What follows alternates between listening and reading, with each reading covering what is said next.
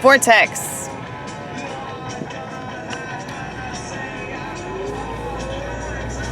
It has occurred to me multiple times that the reason why I cannot get anywhere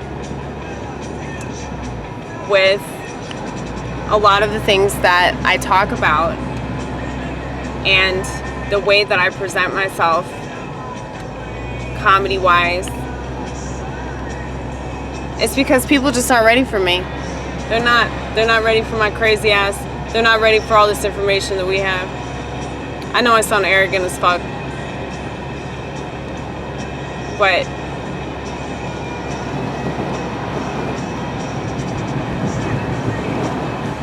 I realize I want you to see what I'm dealing with, okay?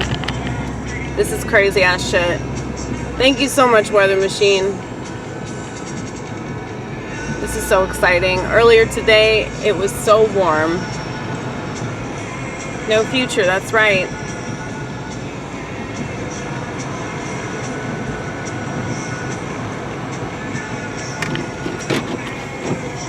There's no such thing as the future. Bill Hicks was absolutely right about that. It's just right now. They just want you to think about right now anyway. There's no such thing as later on.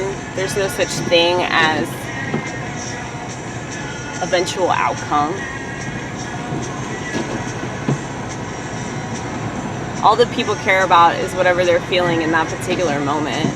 They have no idea what they felt 5 minutes ago.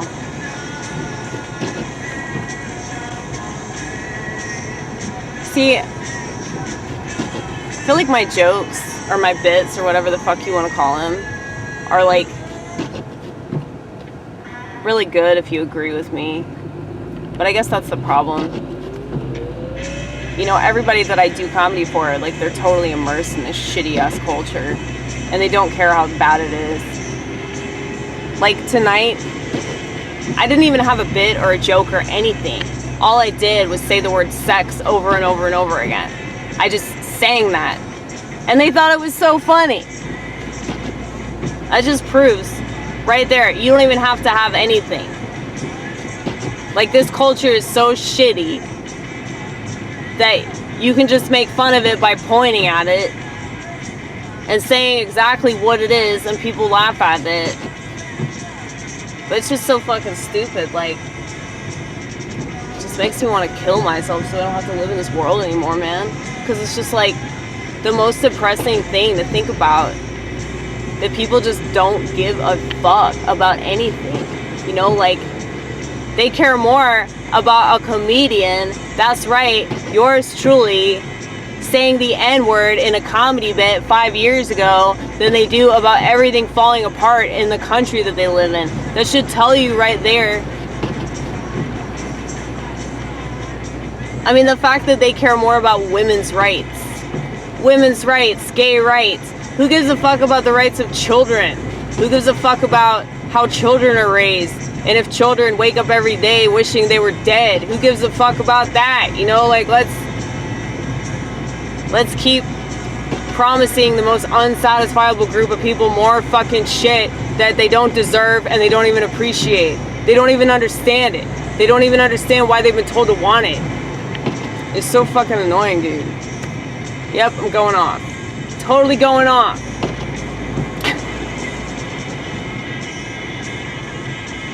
Anyway, it was good seeing Ronnit tonight. That was worth it. Talking to her for a minute. I hope she watches all these videos too. I'll be like, dude, you're the whole reason why I'm putting myself through all this shit. And I'm gonna have to put myself through even more shit, saving her ass from hell if she ends up burning in hell because she's Jewish. You know? I think about that. It's gonna be like this. It's gonna be an extension of this, only it's gonna be in hell. You know? Oh, this is just preparing you, baby. Yeah, this is preparing me. It's doing a really good job preparing me. Even though, you know, hell isn't a cold place, apparently. But it was warm this morning. It was very warm this morning. And now, look at this shit. We are almost home though, you guys. Watch us crash this fucking car right before we get home. Don't say that. Don't say that, please. Oh, speaking of crashing the car, look at what I did yesterday. That's right. Yours truly hit a trash can. And you know, we went back to the trash can to see if the mirror was on the ground somewhere, and we could not find it. It's very upsetting. Okay, be careful. Be very, very careful here, baby. Very, very careful.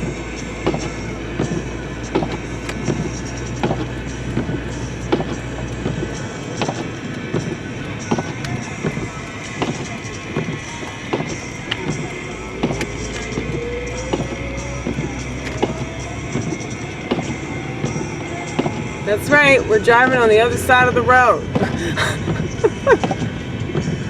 This is really intense though, man. Really intense. Yeah, the thing is, like, something told me not to drive to Nashville, but I still did it anyway.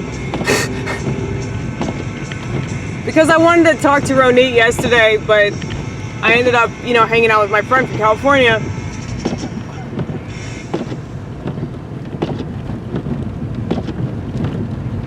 But apparently, like, Twin Kegs, you guys know that bar that we used to do comedy at.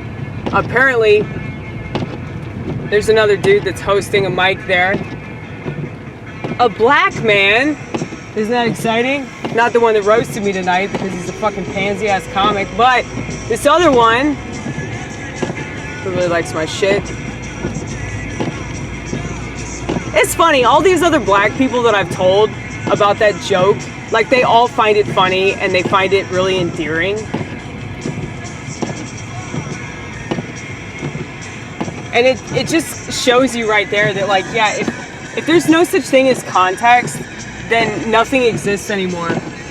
You know, because there's always context behind every single thing that you say and do. Like, if you murder somebody, there's context behind that shit. There's a motive, crime of passion, right?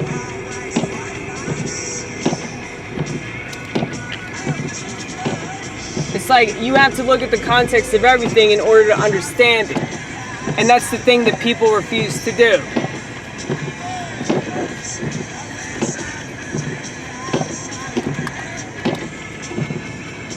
It's just so ridiculous that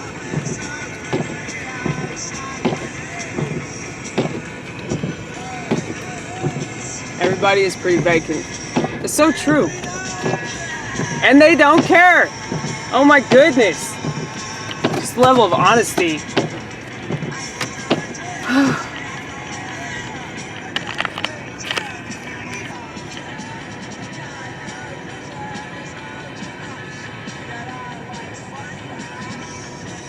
It's like I realized that being uncomfortable is fine, especially in regards to comedy. I actually think the more uncomfortable I am about it, the better I'm going to be at it. I mean, that's what true art is. It's like you're giving a piece of yourself, you know? If people don't like that piece, they're going to rip it apart. And they're going to feel more compelled to do that in stand-up comedy, you know, especially people that want to compete with you and people that they've been told that they're better than you for whatever reason. Race.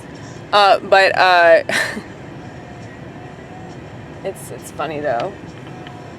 It's funny how many black people have always supported me over the years, but I still piss off the ones that act white.